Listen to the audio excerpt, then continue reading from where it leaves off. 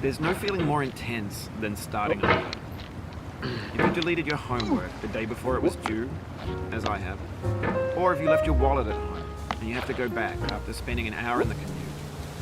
If you won some money at the casino and you put all your winnings on red but it came up flat. If you got your best shirt dry cleaned before a wedding and then immediately dropped food on it. If you won an argument with a friend and then later discovered that they just returned to their original view. Starting over is harder than starting up. If you're not ready for that, like if you've already had a bad day, then what you're about to go through might be too much. Feel free to go away and come back. I'll be here. Alright, thanks for coming with me on this trip. I'll understand if you have to take a break at any point. Just find a safe place to stop and quit the game. Don't worry, I'll save your progress, always. Even your mistakes. This game is a homage to a free game that came out in 2002, titled Sexy Hiking. The author of that game was Jazzo, a mysterious Czech designer who was known at the time as the father of B games.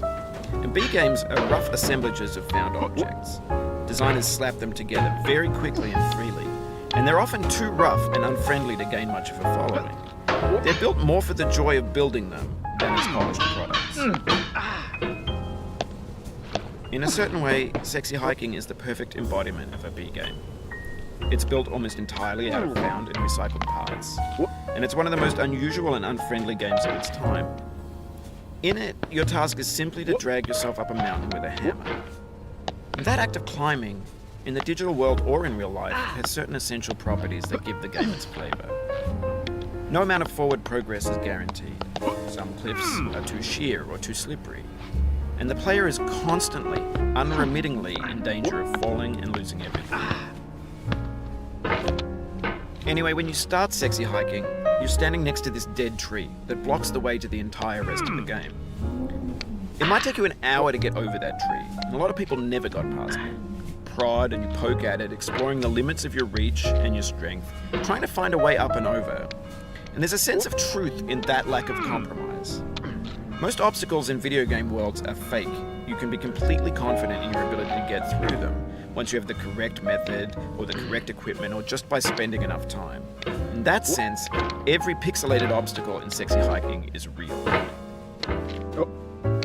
The obstacles in Sexy Hiking are unyielding, and that makes the game uniquely frustrating. But I'm not sure Jazzo intended to make a frustrating game. The frustration is just essential to the act of climbing, and it's authentic to the process of building a game about climbing. A funny thing happened to me as I was building this mountain. I'd have an idea for a new obstacle, and I'd build it, test it, and it would usually turn out to be unreasonably hard. But I couldn't bring myself to make it easier. It already felt like my inability to get past a new obstacle was my fault as a player rather than as a builder. Imaginary mountains build themselves from our efforts to climb them, and it's our repeated attempts to reach the summit that turns those mountains into something real. When you're building a video game world, you're building with ideas, and that can be like working with quickset cement. You mold your ideas into a certain shape that can be played with, and in the process of playing with them, they begin to harden and set until they're immutable, like rock. And at that point, you can't change the world, not without breaking it into pieces and starting fresh with new ideas. For years now, people have been predicting that games would soon be made out of prefabricated objects, bought in a store and assembled into a world. And for the most part, that hasn't happened, because the objects in the stores are trash. I don't mean they look bad or that they're badly made, although a lot of them are. I mean they're trash in the way that food becomes trash as soon as you put it in the sink. Things are made to be consumed and used in a certain context, and once the moment is gone, they transform into garbage. In the context of technology, those moments pass by in seconds. Over time, we've poured more and more refuse into this vast digital landfill that we call the internet. It now vastly outnumbers and outweighs the things that are fresh and untainted and unused. When everything around us is cultural trash, trash becomes the new medium, the lingua franca of the digital age. And you can build culture out of trash. But only trash culture. B games, B movies, B music, B be philosophy. Maybe this is what digital culture is. A monstrous mountain of trash, the ash heap of creativity's fountain. A landfill with everything we ever thought of in it. Grand, infinite, and unsorted.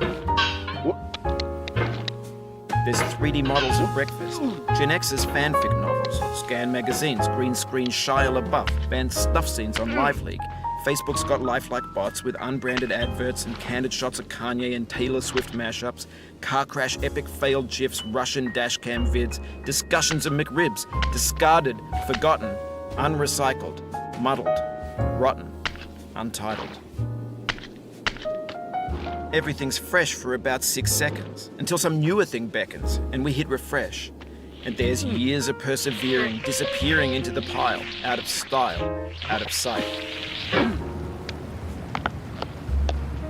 In this context, it's tempting to make friendly content that's gentle, that lets you churn through it but not earn it. Why make something demanding if it just gets piled up in the landfill, filed in with the bland things?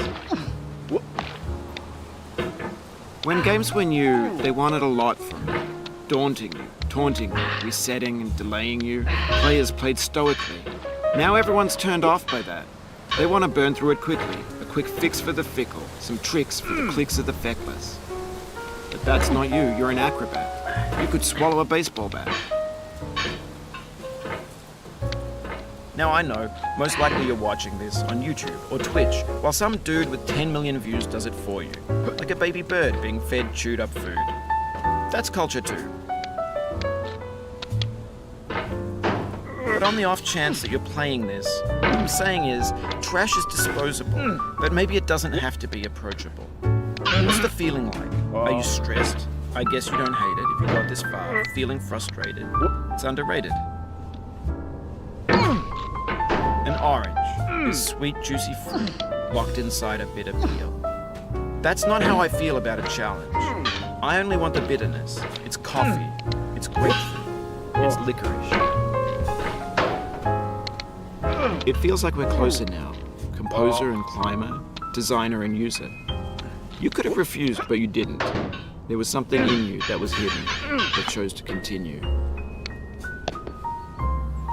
It means a lot to me that you've come this far, endured this much. Every wisecrack, every insensitivity, every setback you've forgiven me is a kingly gift that you've given me. We have the same taste, you and I. It's not ambition, it's ambition's opposite. An obdurate mission to taste defeat. You'll feel bad if you win, so I put this snake in for you.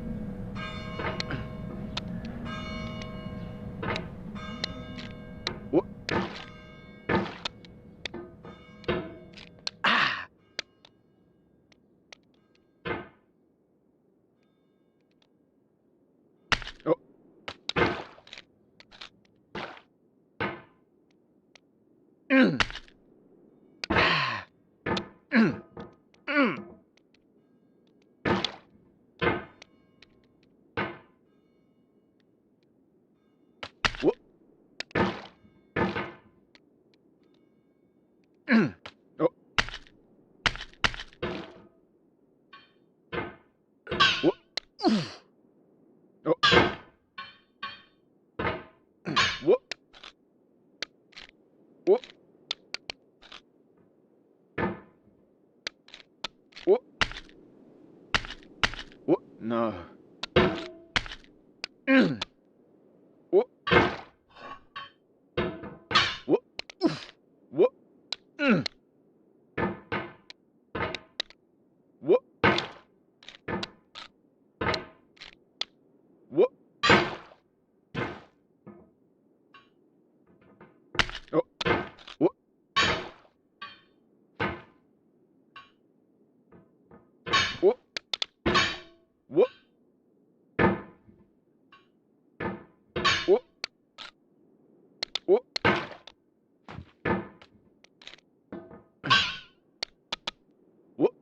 What?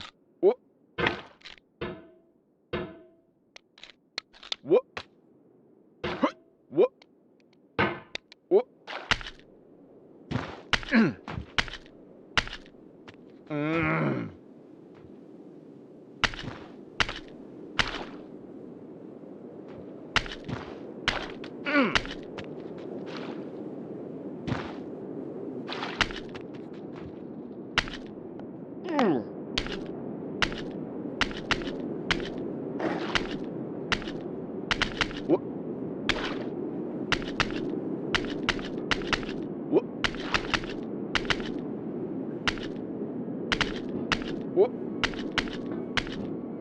Have you thought about who you are in this? Are you the man in the pot, Diogenes? Are you his hand? Are you the top of his hammer? I think not. Where your hand moves, the hammer may not follow, nor the man, nor the man's hand. In this you're his will, his intent, the embodied resolve in his uphill ascent.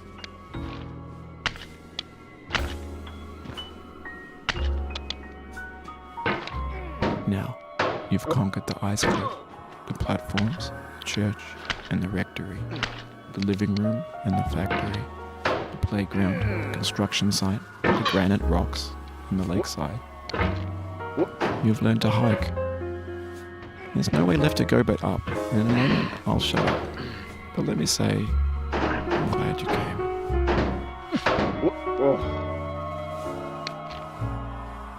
I dedicate this game to you, the one who came this far. I give it to you with all my love.